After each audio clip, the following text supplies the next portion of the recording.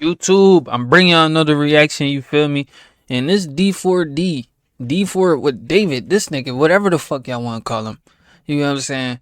This situation is just getting more crazy, spooky, and creepy. Now, they had just revealed that it's some disturbing ass messages, you get what I'm saying, that just been revealed. So now we about to check him out. Case just gave us the clearest look yet at what was really going on between him and Celeste, because these were not just random conversations between him and Celeste. According to LAPD detective Corey Farrell, the messages show that Celeste became pregnant when she was only 13 years old, underwent an abortion, and continued discussing that pregnancy with David for months afterward. The court heard I ain't gonna lie, that's a crazy start off. 13 years old and pregnant, and then you had to get an abortion, bro. We only like what, 22 seconds in, and I'm already just thrown the fuck off.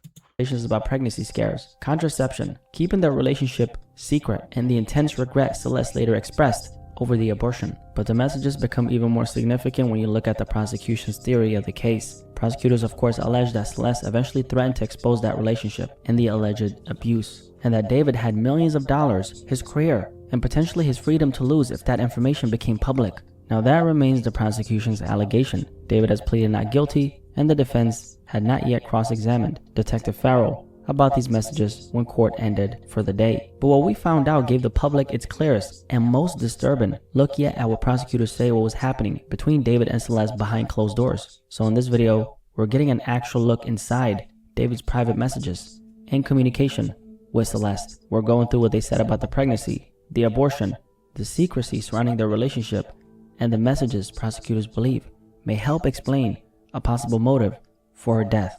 According to LAPD testimony, the conversations between David and Celeste indicated that Celeste became pregnant when she was just 13 years old, identified David as the father, and later discussed an abortion with him. The court also heard descriptions of child sexual abuse material investigators allegedly recovered from David's phone, but more specifically, prosecutors presented a series of text messages between David and Celeste discussing an abortion she said she had in January 2024.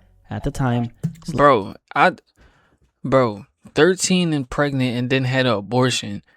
13 years old, how did she, I'm just confused because how did she manage to get an abortion at 13 years old, bro?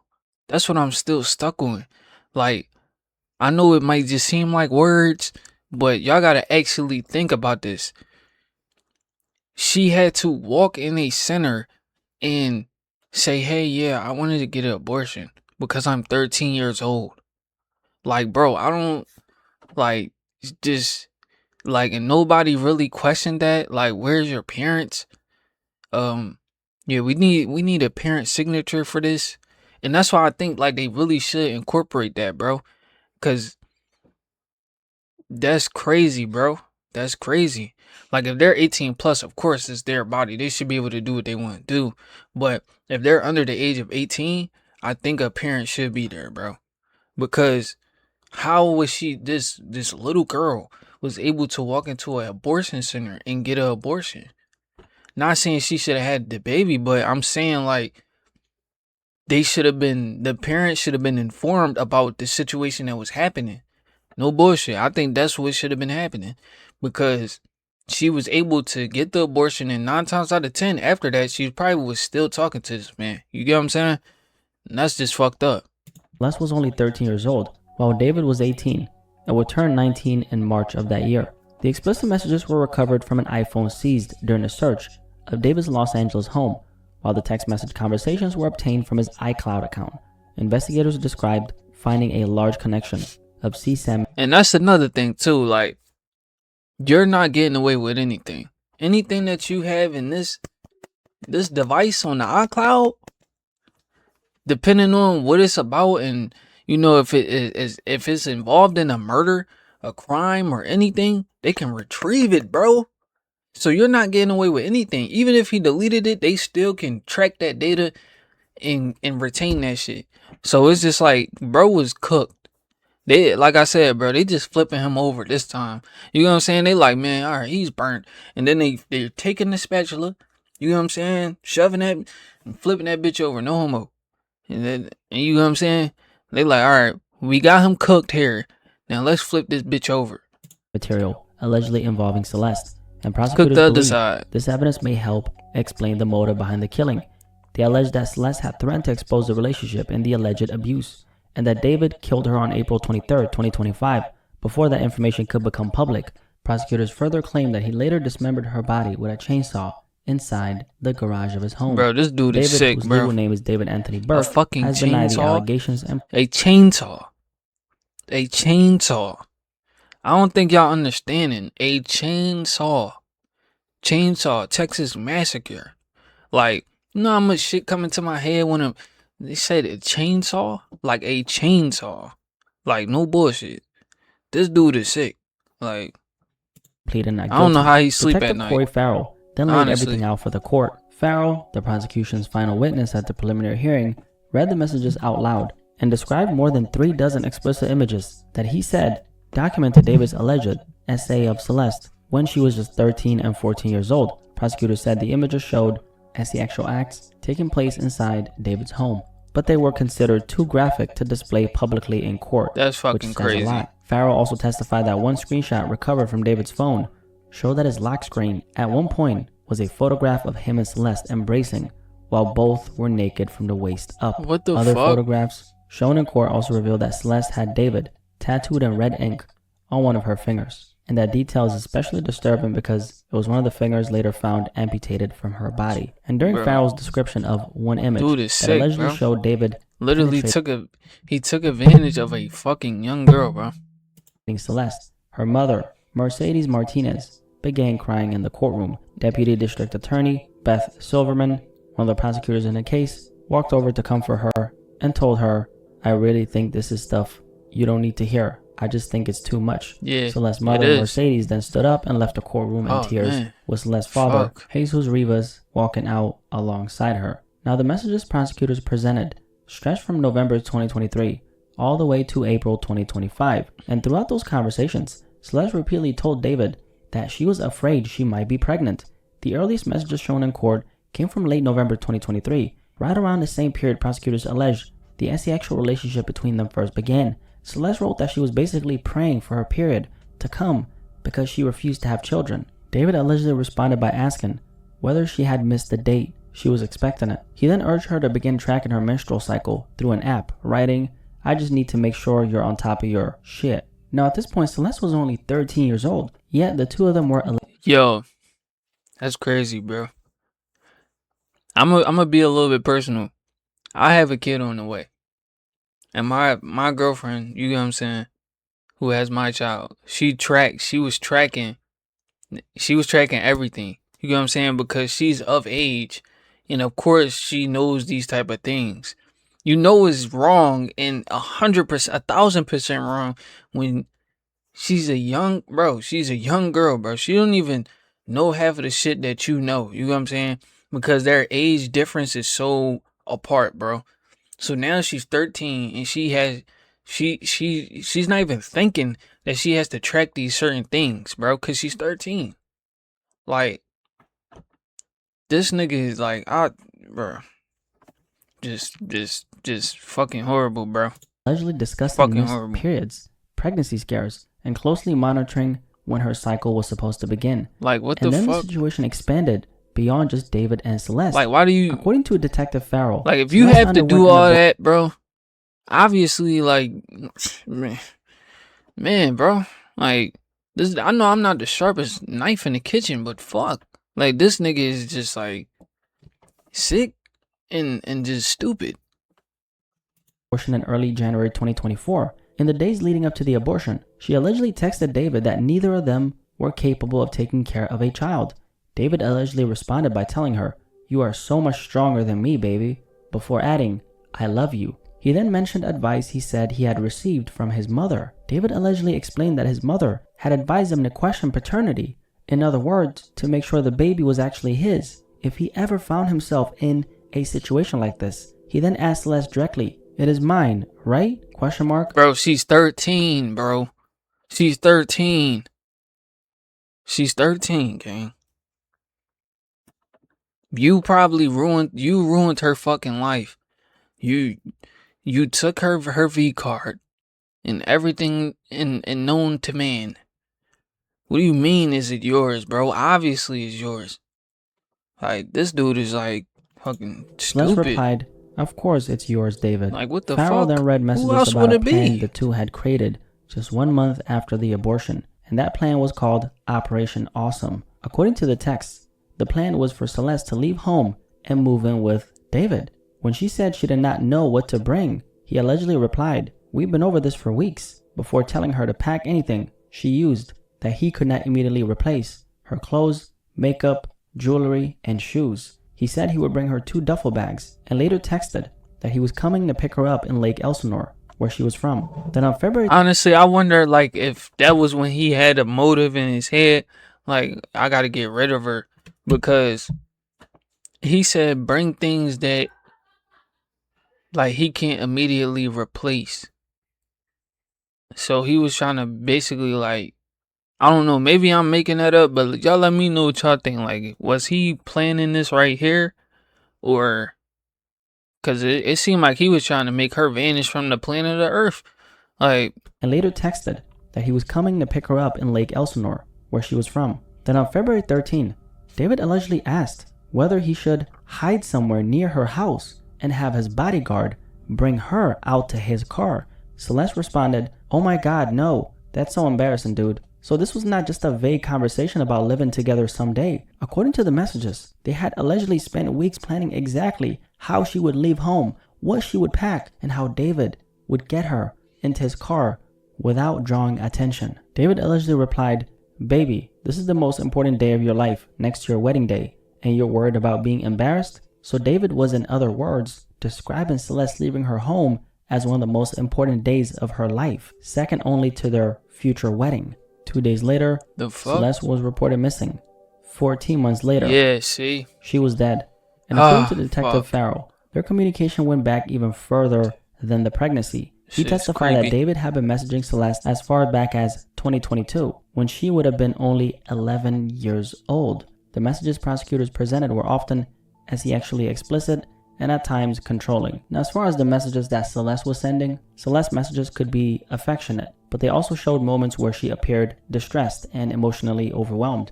Then on June 11, 2024, David allegedly wrote that he could not wait for them to move in together without the cops bitching. He told Celeste he would take her out every day, and she replied that she missed him deeply. But only a few hours later, the conversation took an even darker turn. David allegedly told her that he wanted to gather her personal documents so they could leave the country and get married in Italy. So this was no longer just talk about seeing each other in secret. According to the messages, he was allegedly discussing a future where Celeste would leave her life behind, move in with him, leave the country, and eventually get married in Italy. Soon after that, Celeste became afraid that she might be pregnant again. She wrote, "I don't like this," before asking David, what if the first abortion didn't work? David allegedly brushed off the concern, telling her that she would already have a baby bump, and pointing out that she had experienced multiple periods since then. He then wrote, "Nah, first baby gone." Celeste's messages indicated that she was anxious that the abortion might have not worked, and David's alleged response was dismissive. Instead of taking her fear seriously, he mocked the possibility, treated her concern as unreasonable, and then reduced the pregnancy to the cold statement, "Nah, first baby gone." The entire response shifted attention away from what Celeste was feeling and treated a deeply serious situation as if her anxiety was ridiculous. Then on June 19, Celeste allegedly told David that she would come see him and sleep over, but she added one clear condition: "Just do not get me pregnant." David allegedly replied that they had done a good job avoiding another pregnancy and... No. This, like, honestly, bro, like, bro, this whole situation is a prime example of, like, whatever's in the dark will come out to the light. Like, this is all I'm hearing from this situation. You do things in the dark, you do anything that you think that nobody will never find out about. There's always somebody watching, and the man above is watching. You know what I'm saying? You do things in the dark, it will always come out to the light. claimed the first and only time it happened was because of a damaged condom in December. Now, around that same time, another message revealed that David's mother knew him and Celeste were having sex, When Celeste asked whether his mother knew, David allegedly replied that she believed sex was probably the first thing they would do when they saw each other. And that detail matters because it suggests their asexual relationship was not completely hidden from the people around him. At least according to David's own message, his mother understood that him and Celeste were having sex, and Celeste was still only 13 years old at the time. Bro, like, what was the mom doing?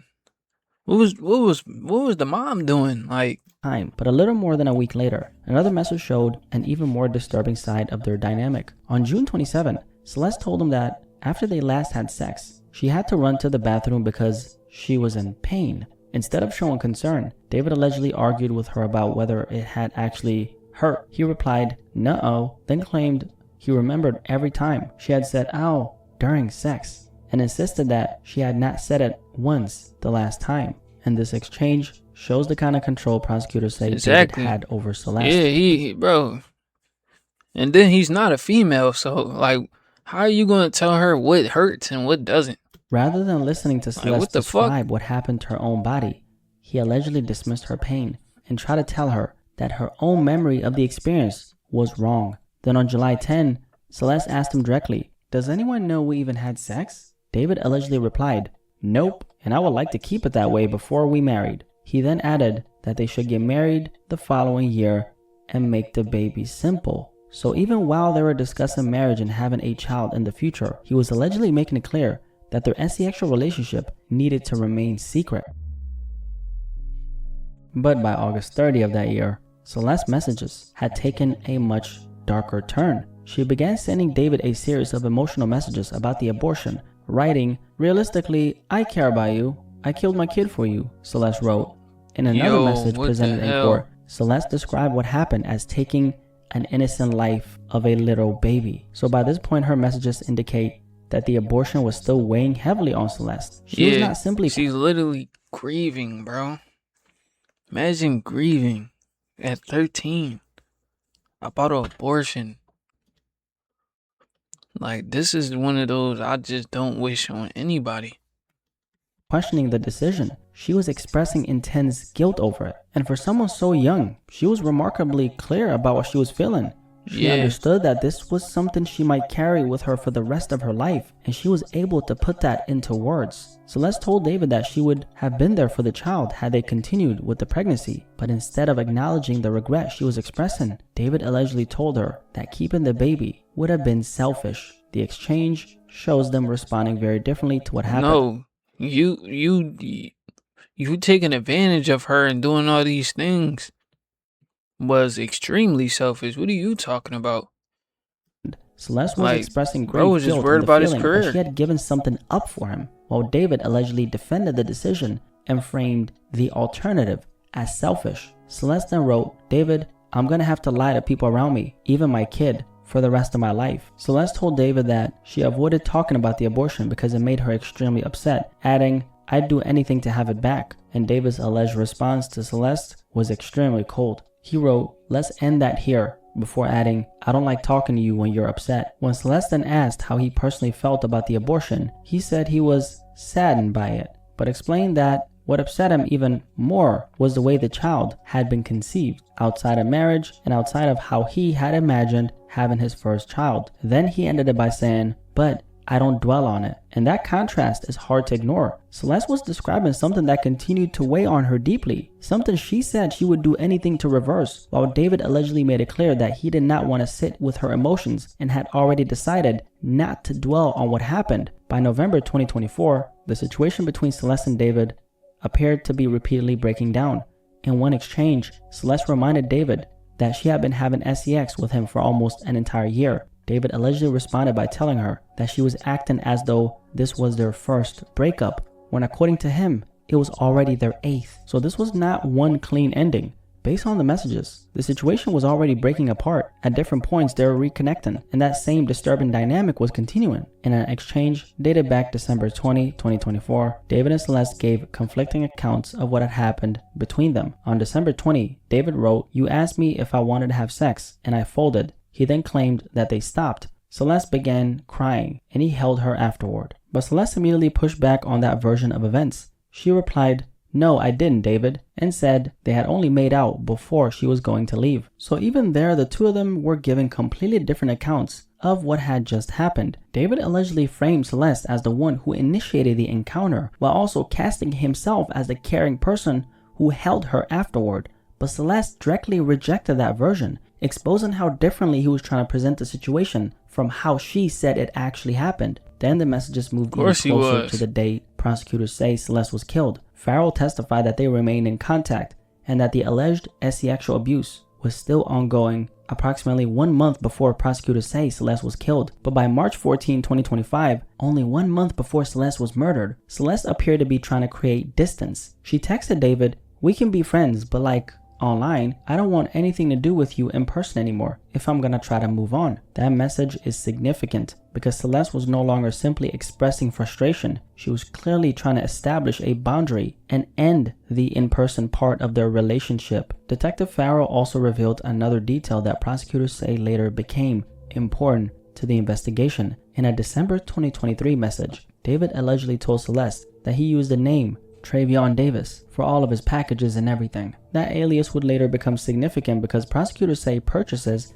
connected to the alleged dismemberment of Celeste's body were made under the same name. Another detective testified that David used the alias Travion Davis to order 2 chainsaws from Amazon on May 1st, 2025.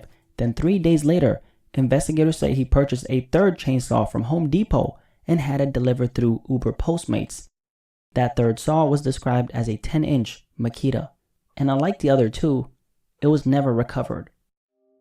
And those were the main messages revealed during day 4. Now there were more conversations. Bro, that's some creepy ass shit, but I wanted to focus on the exchanges that Yo, that's fucking crazy. Mattered most. The pregnancy, the abortion, the secrecy, the way their relationship was changing, and the repeated moments where David appeared to dismiss, pressure, or manipulate Celeste. These are also the messages prosecutors believe may help explain master manipulator, bro. David has pleaded not guilty, and the defense have not yet cross-examined the detective who testified about all this. But based on what we found out, these messages gave us the clearest look yet at what prosecutors say was happening between David and Celeste behind closed doors. What really stood out to me was Celeste's emotional intelligence and the way she communicated. Honestly, yeah.